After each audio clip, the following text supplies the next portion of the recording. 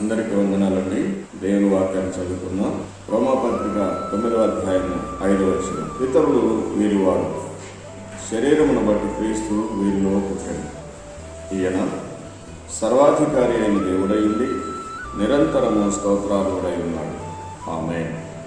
వీళ్ళరా యేసుక్రీస్తు ప్రభువుని గురించి ఈ మాటలు ఉన్నాయి. ఆయన ఎవరు అంటే సర్వాధికారి అయిన దేవుడు, స్తోత్రార్హుడైన దేవుడు, నిరంతరము ఆయన స్తోత్రార్హుడు. సర్వాధికారి అనగా ఆయనకి సృష్టి మీద అధికారము, దయ్యములు విడిపించే అధికారము, రోగములను శుద్ధి చేసే అధికారము, పాపములు క్షమించే అధికారము, మరణం మీద అధికారము కలిగిన వాడు. సర్వాధికారి ఆయన అధికారి కాబట్టి ఆయన అధికారమును బట్టి పాపములు క్షమించే అధికారము ఆయనకున్నందున మీ పాపములు ప్రభు దగ్గర ఒప్పుకొని ప్రభు బిడ్డలు కావాలని, ఆయన రక్తంతో కడగబడి దేవుని రాకడకు సిద్ధపడాలని ప్రేమతో కోరుచున్నాం.